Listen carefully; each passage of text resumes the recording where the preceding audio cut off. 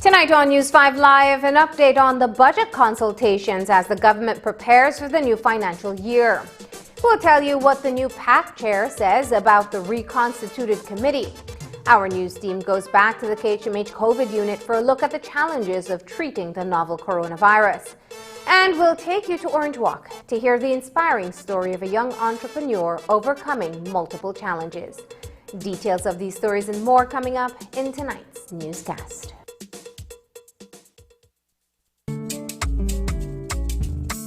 If we are only as strong as our families, business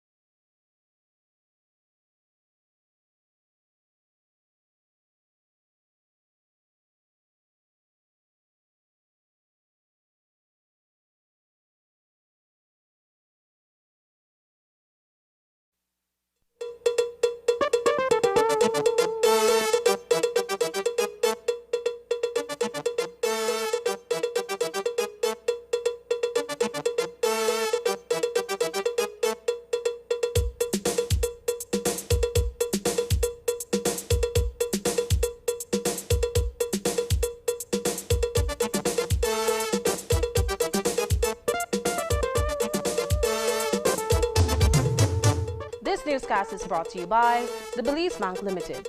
Our country, your bank. Good evening. Welcome to News 5 Live for Thursday, February 4th. I am Marlene Cuellar. The presentation of the 2021 budget by the Briceño administration is still a few weeks away.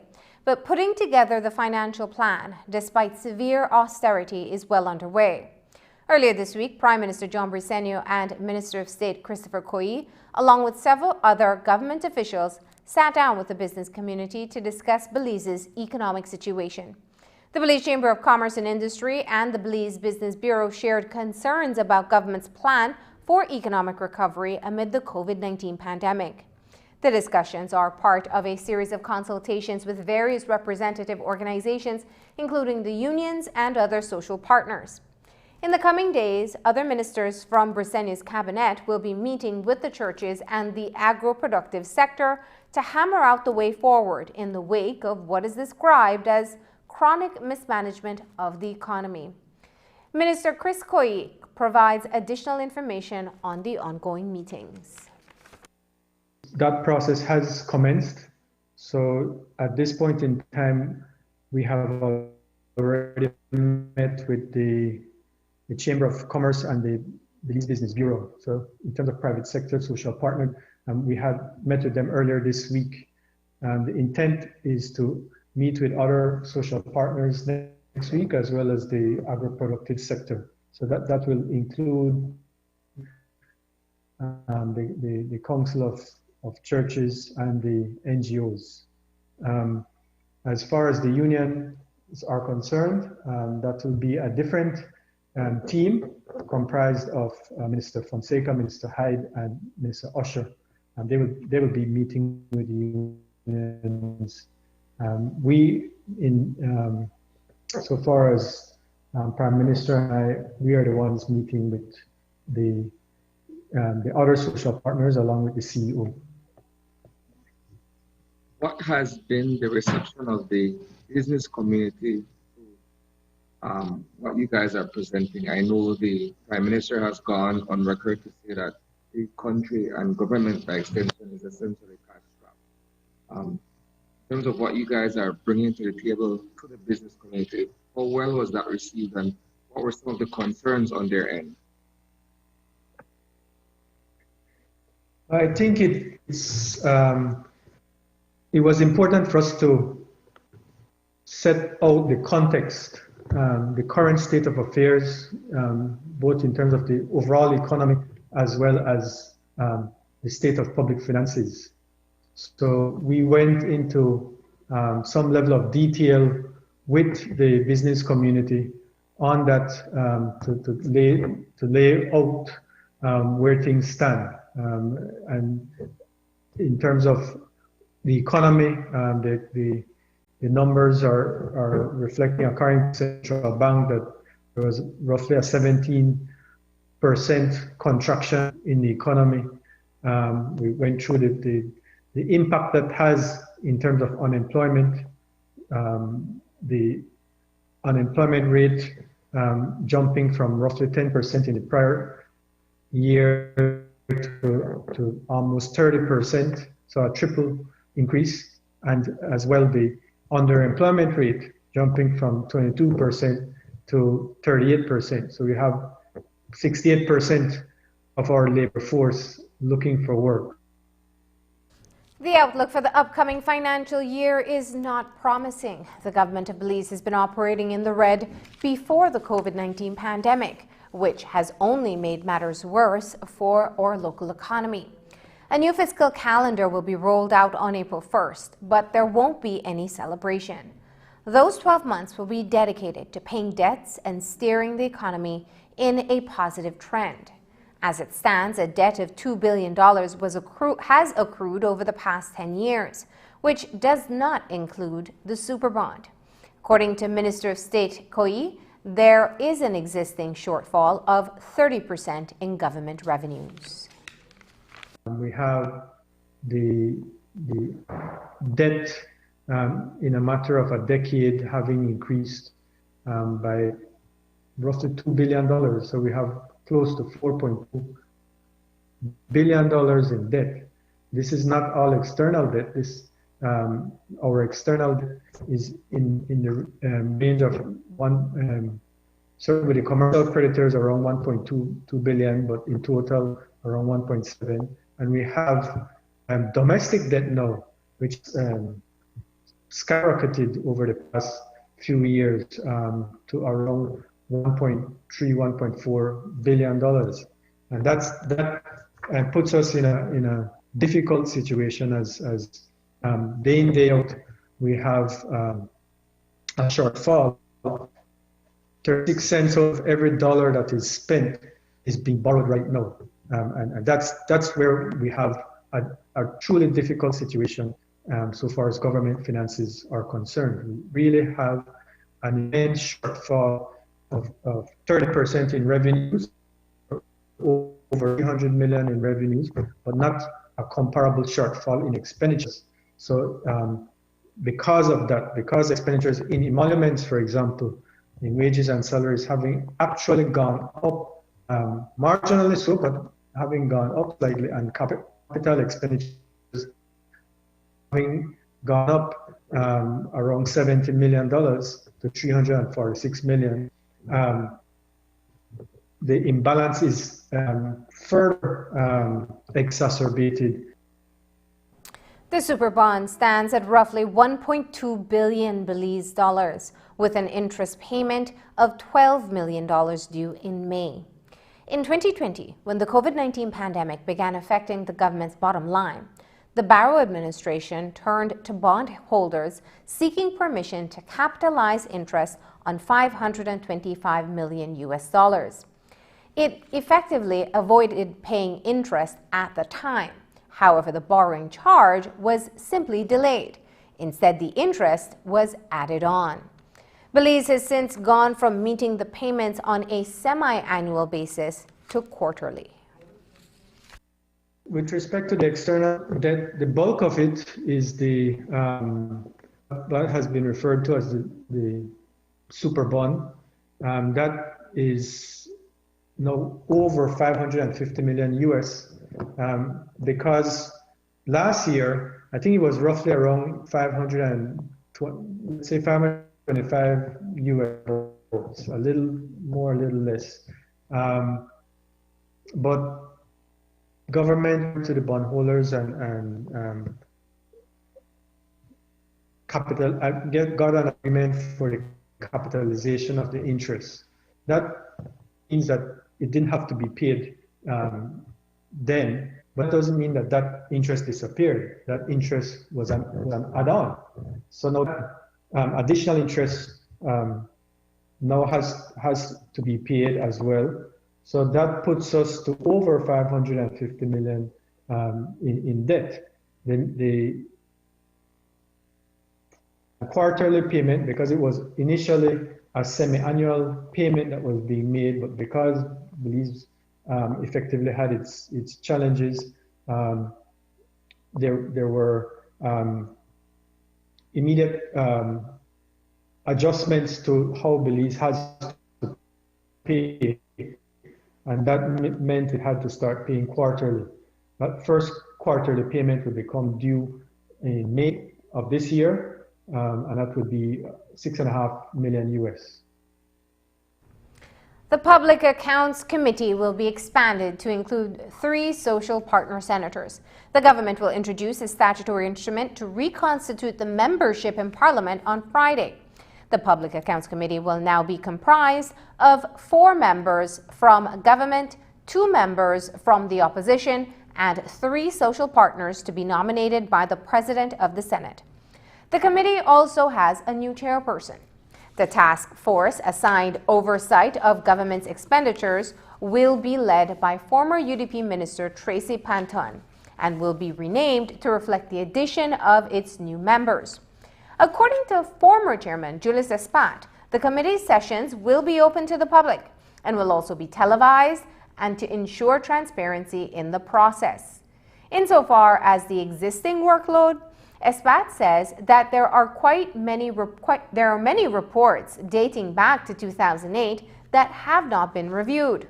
Those reports fall under the tenure of the previous administration, in which the new chairperson was also an elected official. Tomorrow, we will be restructuring PAC in the House of Representatives to allow 3 social partners from the Senate to now join the Public Accounts Committee. And also, we will be making the Public Accounts Committee hearings be held in public. So now it will be called a joint Public Accounts Committee. Why am I saying it's a gift? Because now the new chairperson coming in will have all the necessary tools at her disposal to be able to do what is necessary to have oversight. And I am just continuing in government now what I believe is important. And so we are not running away from our responsibility. And I learned all of this in opposition. And now I have the opportunity to be in government. And I believe our government is a mature one, and all our leaders have agreed with the proposal to have this reform move forward. So I am pleased. And the opposition, I hope they are pleased, because we were never given this opportunity. We haven't reviewed anything from 2008, so they have lots of work. We have the Auditor General's report from 2012, 2013 that hasn't had the opportunity to be tabled back to the House as a report from PAC, because the members of the opposition at the time did not give us that opportunity. We have the 2013-14 Auditor General's report, and we have all the subsequent Auditor General's report that have been tabled that has not come back to the House. So there's heaps of work that this new chair lady should do and needs to do. With the new constitution of the Public Accounts Committee, it is expected that the working group will hit the ground running. But where does it begin, and what is the scope of its responsibilities? It's a question that the incoming chairperson is also openly asking, in the context of moving forward with the work of PAC versus embarking upon what she calls a witch hunt of former government officials. We need to look at, certainly we have to look to some degree of what work may have been unfinished from the point of view as to how do we make recommendations. It is hard if we really want to reform, if we really want to have proper oversight for government expenditure, to go back to our audit report from 2008. No changes have been made in the system. No recommendations for improvement have been done. None of these recommendations have been implemented. So you're going to find some of the same issues unless we're able to really look at what's happening on the ground in terms of how we audit each fiscal year for the government, each financial year of the audit, how timely those reports are provided to the committee, that kind of thing. I know one of the proposals from the now administration is for the function or the membership of the Public Accounts Committee to be expanded to include member or social partners. And so we will have to look at as a group, I think, really what it is that we want to achieve.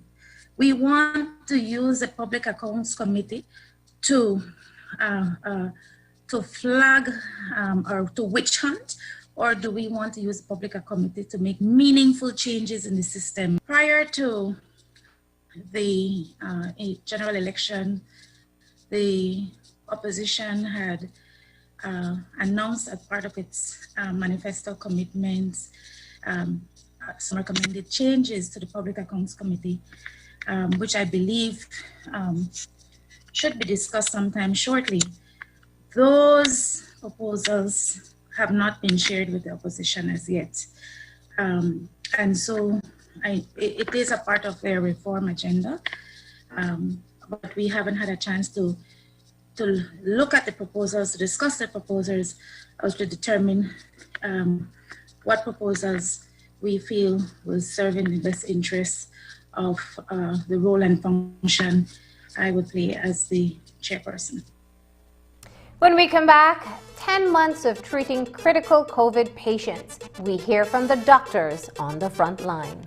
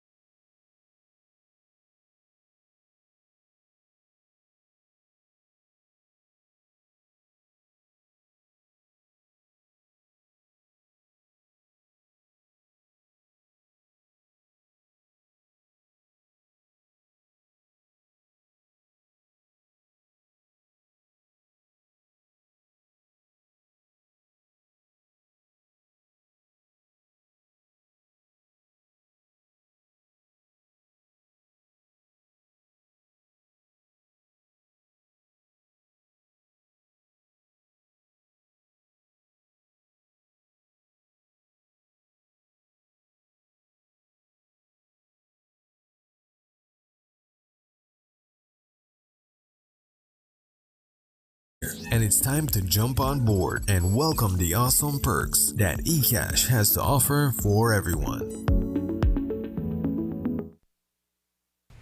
Tonight we look at critical care and the cost of being admitted to the ward as a patient suffering from COVID-19. News 5's Sana Caetano and cameraman George Tillett were back inside the specialized wing at the Carl Hushta Memorial Hospital for an exclusive look at how intensive care is administered to the critically ill and dying. Here's that report. I think one of the worst cases that I've seen is patients who don't come in on time. We have other patients that sometimes wait, and then they come in all the way to the end when their symptoms are very bad. And even though we might try to intubate them, they might not be possible to save after that because we intubate them, but because the symptoms are so prolonged that they still end up passing away. I bless you, Lord, you serve the Father, the Son, the Holy Spirit. Amen. Critical care for patients suffering from COVID-19 is essential in saving lives. Since the COVID unit was established at the Carl Hushta Memorial Hospital last year, a team of nurses, doctors, and patient care assistants has been working tirelessly on the front line. Well, it has been a challenging experience. Actually, today marks 10 months exactly since we had our first admission on April 3rd, 2020. So we've been here 10 months dealing with COVID-19. It has been challenging, and it also has been a learning experience from patient one that we have to where we are today. In recounting the arrival of the first COVID-19 patient, CEO Michelle Hoare describes that moment as distressing. The countdown to 0 hour was nail-biting, notwithstanding their training and preparation. It was nerve-wracking, quite honestly, as the head of the hospital, knowing that we've gone through all of that, to see the staff prepare for the reception of this patient. They were nervous themselves. Even though they were prepared, you could see that they were tense. They were all geared up, ready to receive the patient. The information flow was quite satisfactory. As management, we had to be there on site with the staff members, providing that level of support to them. What they were faced with for the first time was possible exposure to an illness that has no known cure. Specialized care for patients whose conditions are life-threatening and who require comprehensive treatment and constant monitoring is nothing new to the hospital staff. For persons who are hospitalized at the KHMH, critical care comes at a subsidized cost, but can go as high as $10,000 for a month-long stay. Relatively speaking, it is still not as exorbitant as other private medical facilities, whose bills have ballooned to as much as 6 figures. All services we provide is subsidized. And it's subsidized to a degree that you can't say it's a formula or it's 1/5 of the private or 1/3 of the private, etc. Because for many instances it may cost the same, but the fee that they pay, is less. For example, if you do a minor procedure, a minor surgery, it has one fee, $300, but that's not what it costs to deliver that care. It probably costs $2,000.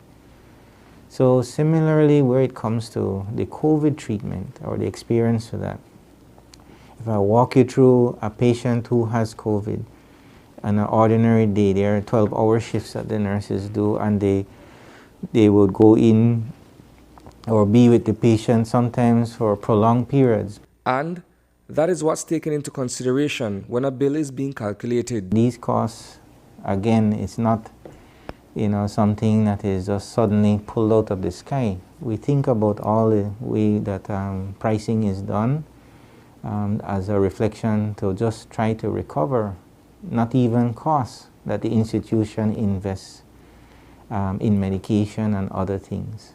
Notwithstanding, and I must say, the Ministry of Health or now Ministry of Health and Wellness had contributed significantly to this effort in different ways.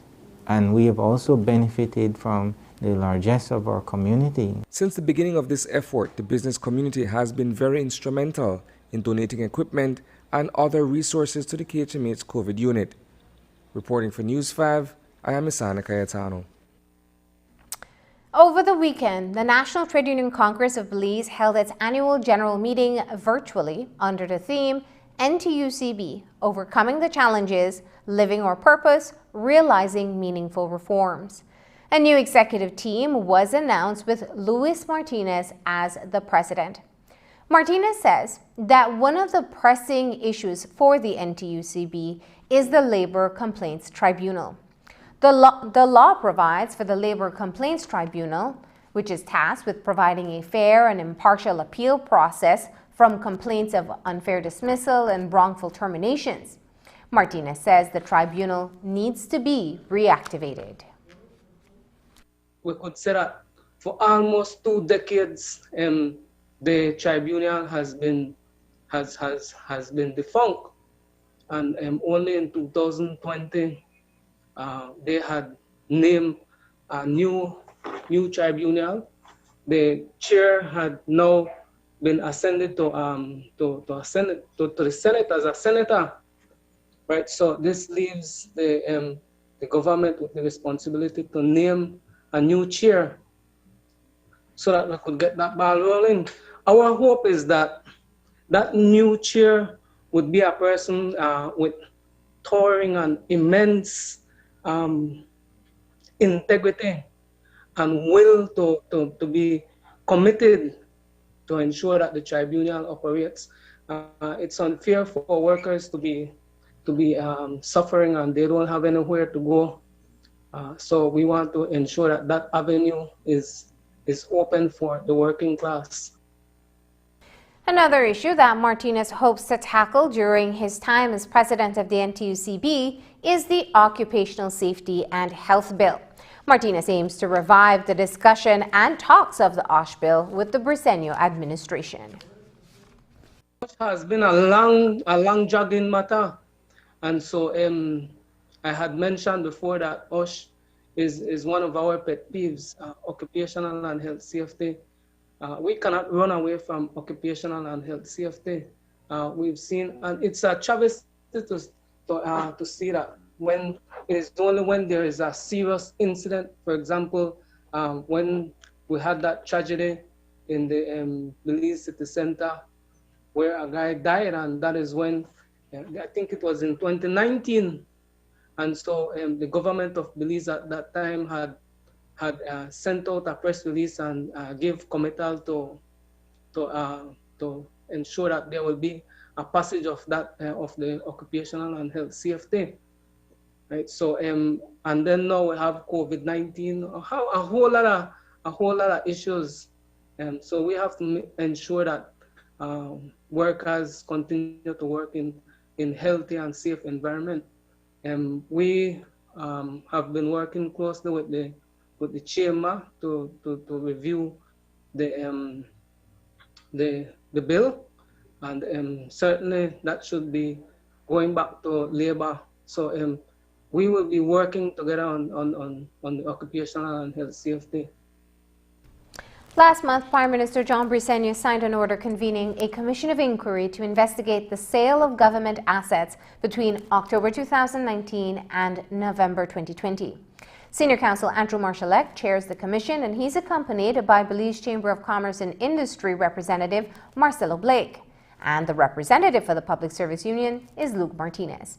Martinez says that the PSU is not happy about the short period that the commission is going to investigate. He says that the past administration was in power for 3 terms, and the PSU is asking for an investigation that would review 8 years.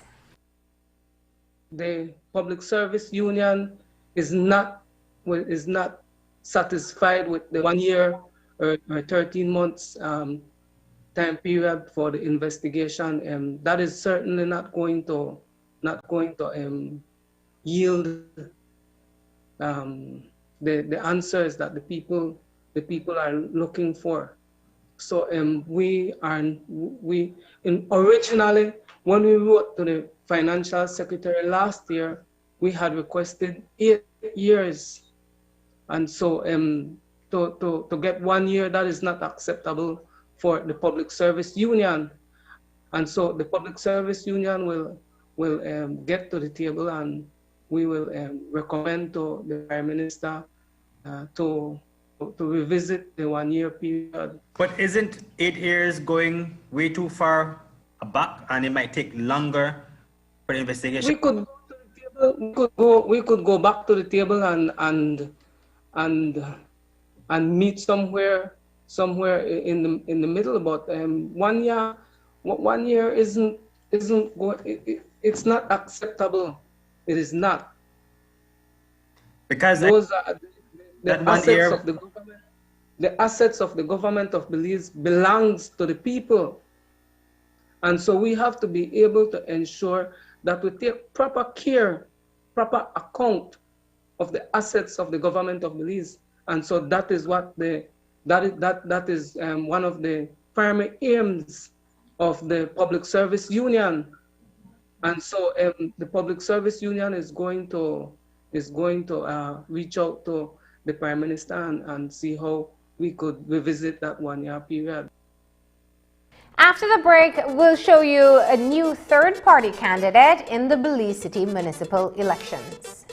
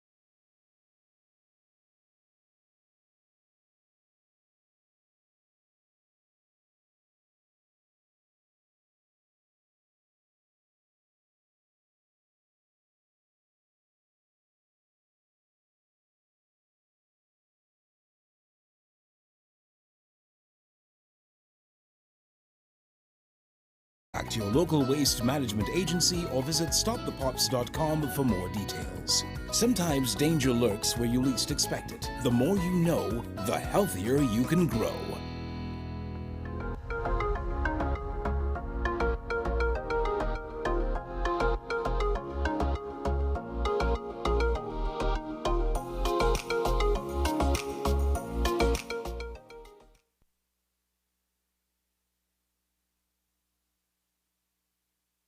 The battle between the Public Service Commission and the Ministry of Public Service continues tonight.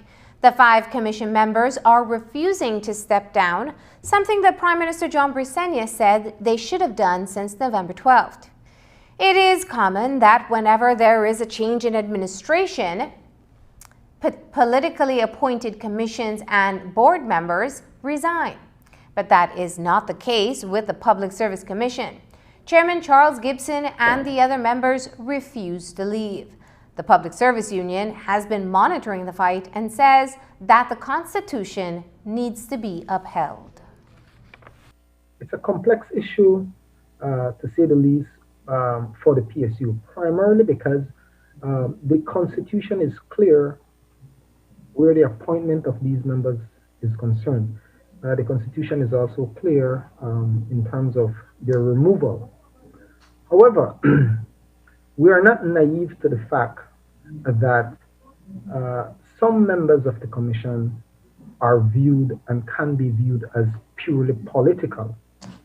We will not shy away from that. However, that does not change the facts of the matter, which is that the former Prime Minister, in his capacity as Prime Minister, appointed these members. The Constitution does not speak to appointing members to the Public Service Commission only for the duration of your term. That is not stated in the Constitution. And so, in keeping with the Constitution, we're of the view that as a country of law-abiding citizens that we ought to be, that these members ought to run their course unless the new administration can present the kind of evidence that is needed to prove a case of misbehavior. I want to say that in our view, we have members that have suffered at the hands of this very commission. So we are in no way defending the members of this commission. What we're defending is the Constitution. According to Flowers, allegations have surfaced that members of the present commission acted bias, which would then constitute misbehavior. Flowers says that the ministry may have evidence supporting these allegations and enough of it to warrant the commissioner's forcible removal. It is said that they acted bias. It is said that they were not above board where the execution of their duties were concerned. I am no legal mind, but in my view, that constitutes a form of misbehavior. So I think the Ministry of Public Service may very well have within their possession adequate information to suggest this biasness that they allege by which these people were operating. We have also been informed by the Ministry of Public Service that they have uncovered evidence of wrongdoing from the top to the bottom within the Ministry of Public Service. We've spoken to our representative on the Public Service Commission, and the President has also taken the liberty to speak with other members, including the chairman. And they are saying that, on the contrary, it is the Secretariat that manipulated the manner in which they operated, which now suggests a case of bias. But without apology, I am saying that the Public Service Union is not defending the members of the Commission. We're defending in principle the Constitution as it is written. The question as it relates to neglect of duty. We have members that are suffering as a result of this elephant fight. We have members just like that good sister that passed away for the BNTU that are now retired who have not received a salary going for months now. And that is why we're concerned about what's happening here, and that is why we're calling for the upholding of the Constitution, because our members and retired public officers who already probably suffer from chronic conditions are waiting for this commission to meet to be able to authorize the disbursement of their benefits package. Tonight we feature a 23-year-old entrepreneur from Orange Walk Town who is pushing through to earn an income and support his family despite adversity. For over a decade, Marvin Gonzalez was stuck at home, and he did not give up on finding a source of income. When he couldn't find a job, he started his own business, which turned to in March. News 5's Dwayne Moody reports. He is the eldest of 6 siblings, the firstborn of a single mother, and this is home for 23-year-old Marvin Gonzalez and his family on San Jose Street in Orange Walk Town. Since the age of 7, Gonzalez has been living with a disability following a surgery. When she operated me, she touches my legs nerves, so my nerves get weak. So that's why I can walk by myself normal. Due to his disability, Gonzalez was unable to complete primary school and even attend high school. He could not play outside and have fun as other children would. At 15, he got a handbike which he used to go around the town picking up bottles and whatever he could sell to help provide for his family. Then in early 2020, he was the victim of a hit and run and his handbike was damaged. He later got a walker and has been using it to get around. Gonzalez says that a few years ago, a Good Samaritan gave him the support he needed and paid for him to enroll in the IT program at the IT Vet in Orange Walk. I do my primary school for first walking. Then I need to go to take this operation. So I know finish primary. I finish it like when I was at standard 3. So then I can go to primary because I was disabled. I can even walk. So I never go to like finish in primary, and I never go to high school. Well, when I was able to go to the IT Vet, the pastor from here Orange Walk, that night was a concert, Christian concert. So I don't know why I came to that thing, and I told him that my wish, my desire, that is going to that school to learn some computer, and I know to do my jobs now. And then he came to me like 2 or 3 months, and he tell me that if I want to go to the Orange Walk IT Vet, and I was so glad. So many people came to me and say, Marvin, I want to help you, and disappear, never come again and tell me, see the help, no, never come. So this person tell me this, and I get so happy. So that's why I studied there 2 years. But Gonzalez quickly found out that getting a job while living with a disability wasn't easy. I was called in a business place to work, but of my disability, they don't accept me. They say that they don't need me because I can move around. So when they tell me that, I get like sad. That rejection triggered Gonzalez to start his own business in March 2019, giving birth to Sugar Tech. My services is to repair computers, laptops, and I do leave it in printer service. If your printer is not printing, I do it too, and I create websites, design websites too. service computer, like if your computer is running slow, I clean it, I service it. Or if your laptop need to upgrade into any operating system, I can do it. This ambitious young entrepreneur wants to help others like himself who are not given equal opportunities. The disabled person, they don't think they can do nothing. They can do everything if they have their hands, and if they can see, they can talk, and they can think. They can do anything they want. My wish and my desire and my dreams is to help in the future. I want to do my business big.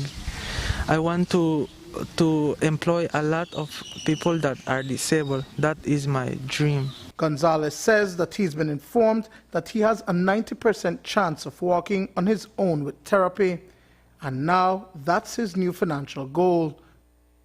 Dwayne Moody for News 5.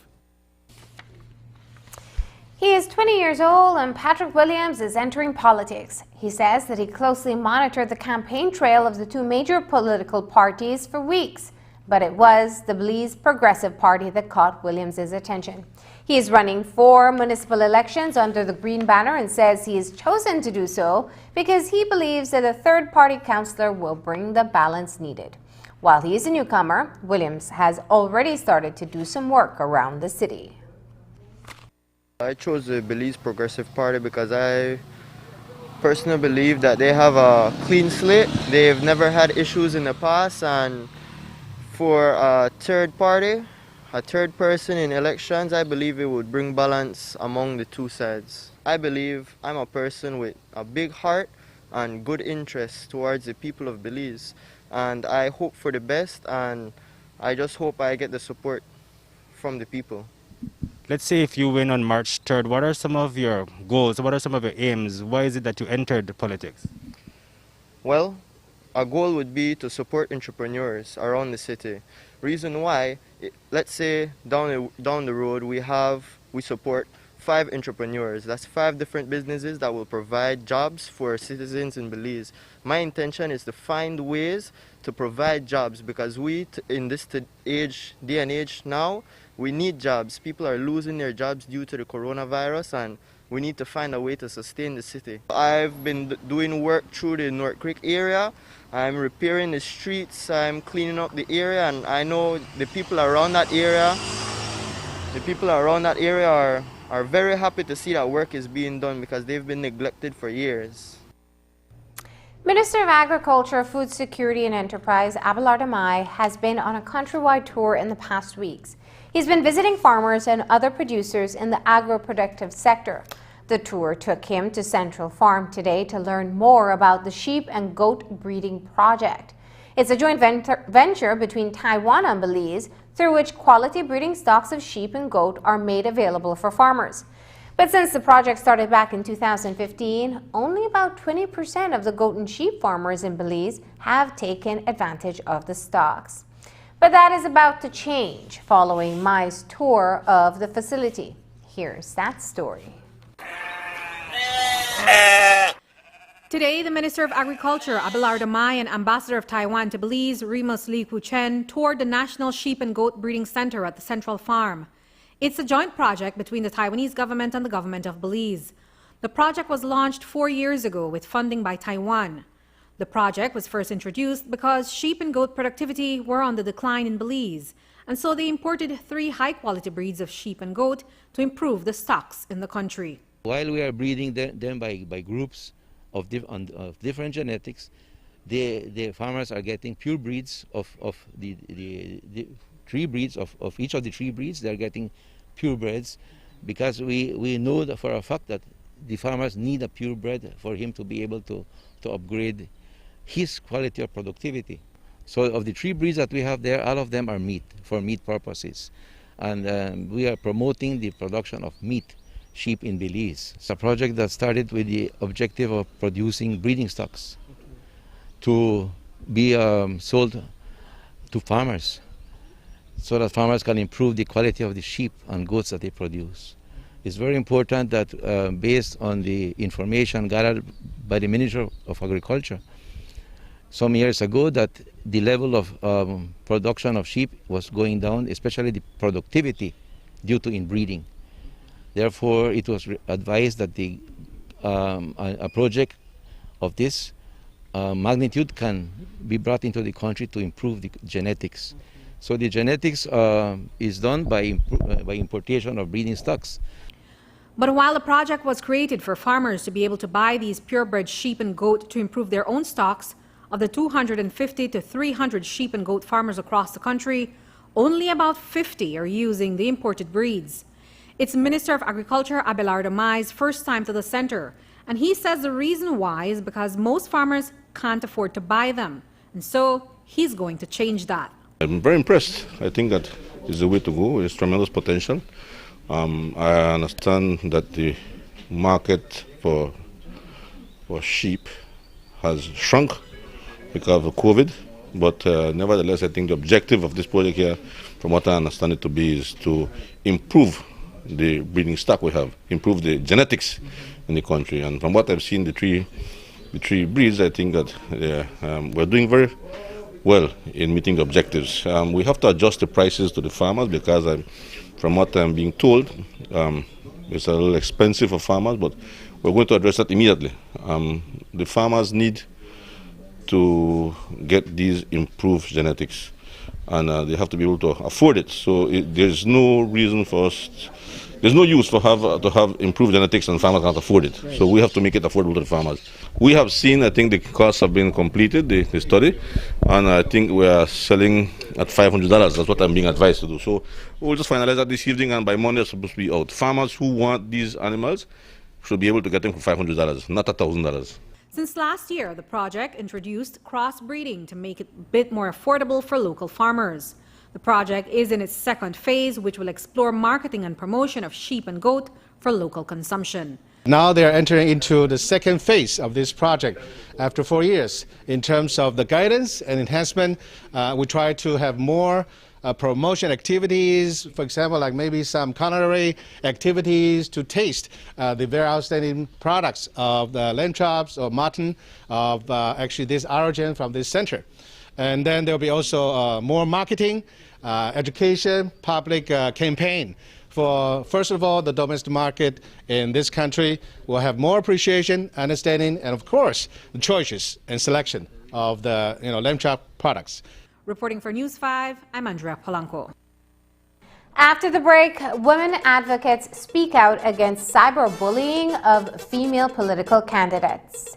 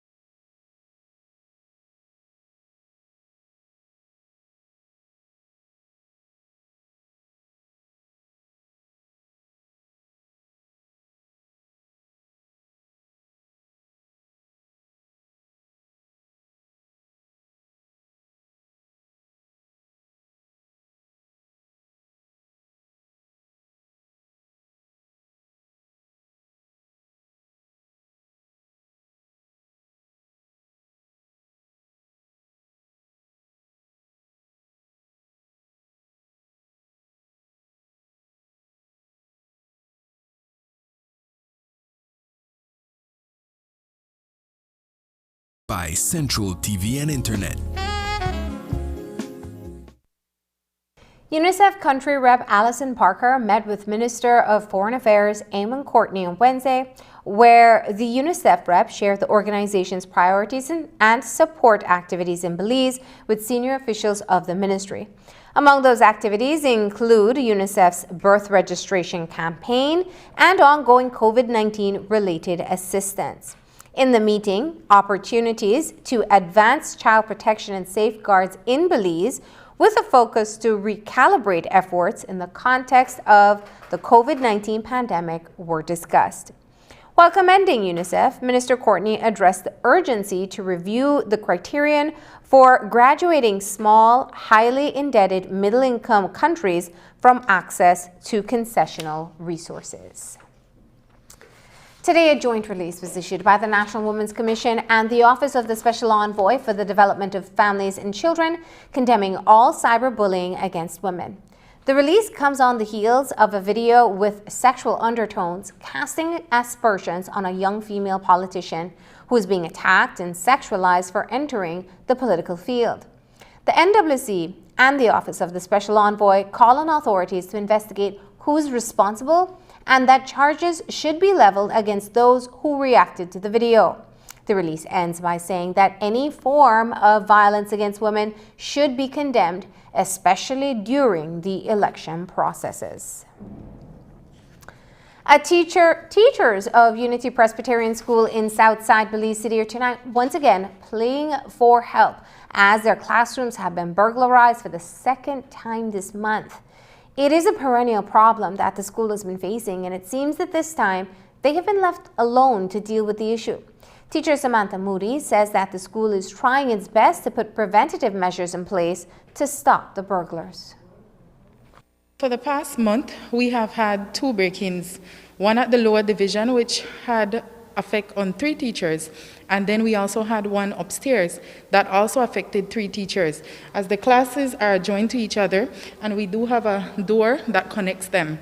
So in this past month we had 2 break-ins. Within that time, teachers have lost quite a lot of materials. We had our furniture defaced. For a lot of people out there, they're not quite aware, but as teachers, we do not get any funding for anything in our classroom that comes directly out of our pockets. We have been on the media. This is pretty much not the first time, probably about the 3rd time we have been appealing to the public. The police department, we understand, sometimes it's limited as we haven't caught the perpetrators. At this time, yes, we have. So now what we're asking, we have done before, was to do the upstairs, if you look outside the building, where we had the burglar bars installed. That is not working anymore. If you look at the back door from me, that has been stamped in. The lock right now has to be replaced. The door has to be replaced as well, as it's not sturdy enough. So when they get into one class, because they are adjoined, they can get connected. So we have small supplies like staplers. For some teachers, they would have little speakers that they would leave in their class. Our classes are like a second home. So we have small items that are valuable, and those would often go. For example, upstairs, they were changing the locks on the doors. All the small tools were gone. I am appealing to mothers. You see your children come in with things that are not, you know, you did not purchase, that is not for them. Please, we're asking you to be vigilant, because it's not grown persons that is doing this. It is the young men from the community that we serve. We are doing a fundraiser at the end of the month. It will be the last Friday, and it will be sold for $8 a plate.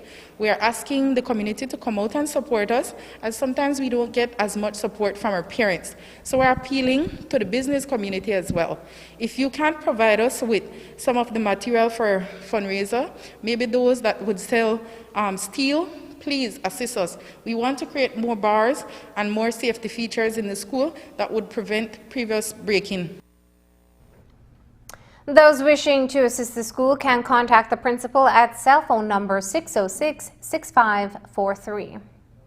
A vehicle was destroyed by fire on Wednesday afternoon shortly after midday on Joseph Andrews Drive near the Sacred Heart College in San Ignacio. Information to News 5 is that the 2016 Mazda SUV was driven by Brenton Ferguson, the son of Minister of Public Utilities Rodwell Ferguson, when it burst into flames. Fortunately, no one was injured. Firefighters responded to the scene and extinguished the fire, which was reportedly caused by electrical and mechanical issues. When we come back, the latest on Belize's vaccine access. In response to COVID-19, the government of Belize has implemented strict guidelines on persons to practice social distancing to reduce the spread and risk of getting COVID-19. Practicing social distancing is when one maintains a greater than usual distance away from another person.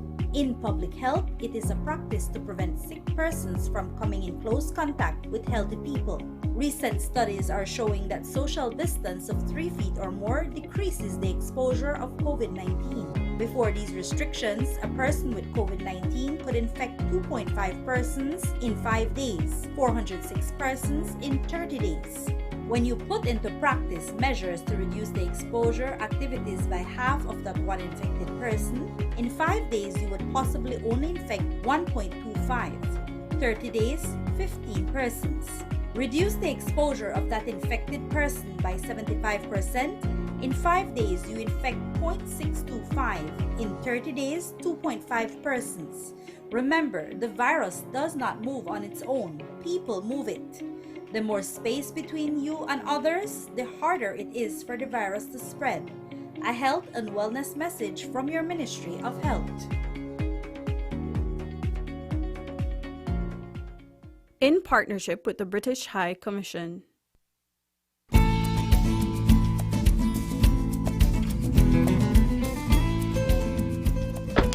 Hola Tony. Hey Kevin, ¿qué onda? ¿Qué pasa?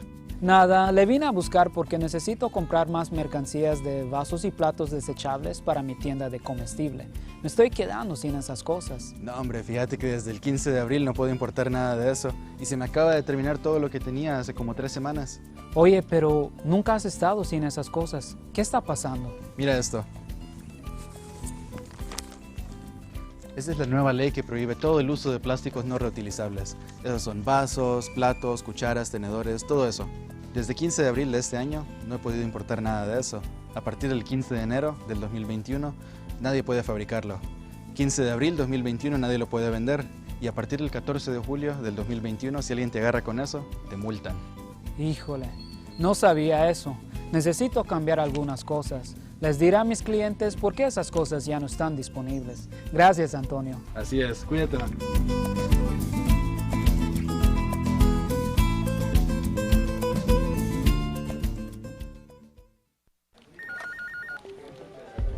As one of the largest cable and internet providers in Belize, CBC strives to provide our customers with the highest standards of quality, value, and service in all aspects of cable TV and internet.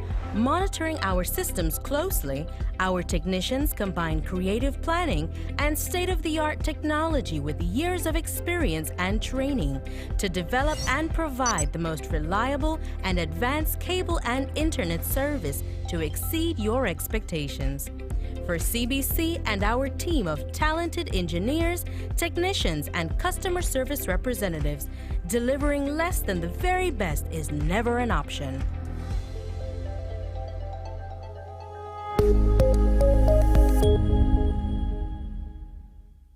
Es un hecho que puedes obtener servicios ilimitados con Smart.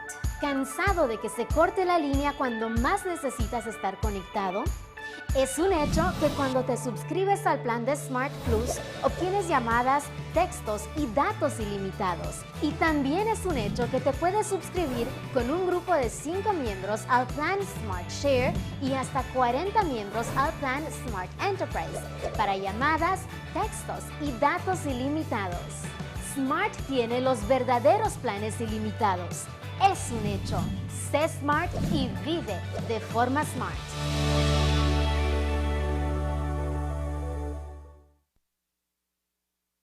Belize's access to the coveted COVID-19 vaccine is progressing. The first batch of vaccines should be available in about 2 months. The Ministry of Health and Wellness established several committees to prepare for the eventual vaccine rollouts. These include the National Coordinating Committee, which consists of professional associations and ministry officials, The National Immunization Technical Advisory Group, or NITAG, comprises independent health officials and a former regional immunization expert from PAHO. The group looks at the scientific data and provides recommendations, and also includes Ministry of Health officials.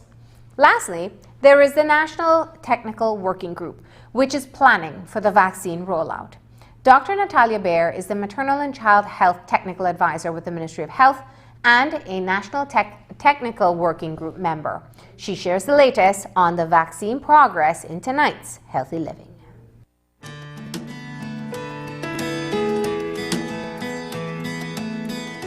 Belize will most likely access the first batch of COVID-19 vaccines through the COVAX facility. The facility, coordinated by Gavi, the Global Vaccine Alliance, aims to ensure equitable access to COVID-19 vaccines. On Wednesday, COVAX's first interim distribution forecast was released. We received a next notice yesterday. The one from the 29th of January said we would get the vaccines in 2 batches. The first shipment would be up to 35%, which is about 35,000 doses. And the notice that we received yesterday is saying that we can receive up to 40,000 doses in the first shipment. So as the vaccines are becoming available, then the numbers are moving up. The first batch is a percentage of Belize's total allocation through COVAX, 100,800 doses of vaccines. The first batch will include the AstraZeneca vaccine and is expected to be in country at the end of March or early April. The ministry has been finalizing the rollout of the vaccine.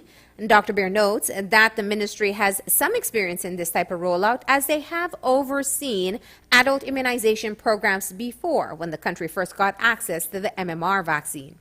This time, though, it is a larger population to be vaccinated, and the doses will be received in smaller batches. The AstraZeneca vaccine is administered in 2 doses, and one question still to be answered is how Belize will make use of its first batch. We would need to finalize that decision. Some countries are providing first dose with the small amount of vaccines that they are receiving. Some countries choose to vaccinate according to schedule. So we would have to wait and see what is the amount of vaccines available and what is the best decision for Belize. But obviously, we have a window period of up to, can be 1 month, up to 3 months to administer second dose. Theoretically, the first batch due first quarter. That's why we say early April. And the second batch due second quarter.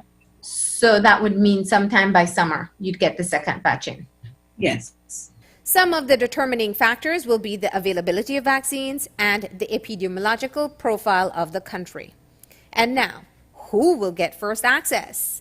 Well, one has to consider the way how the COVID-19 disease affects the population and the need for ensuring healthcare services outside of the COVID-19 disease and the exposure of the healthcare workers, which is greater than any other group populations, to persons that may be positive or are positive. So worldwide, it has been agreed that healthcare workers are top of the list.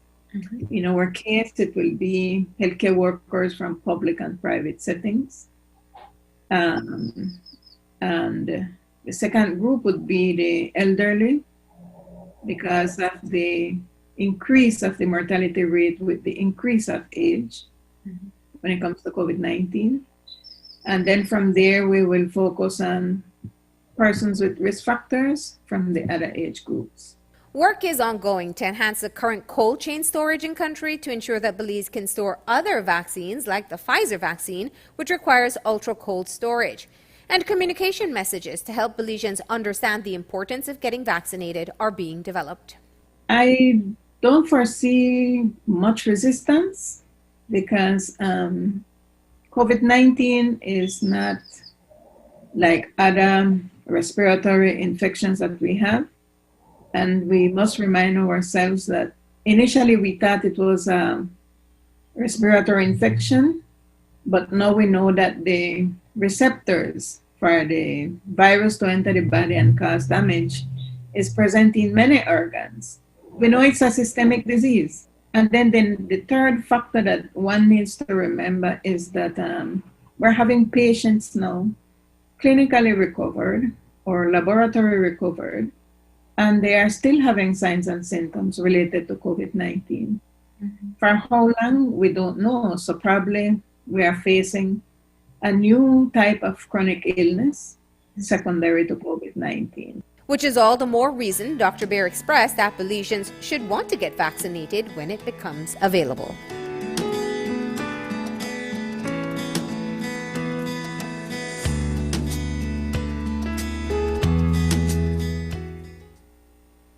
And that's the news. Tonight's broadcast is available in both text and streaming video at channel5belize.com.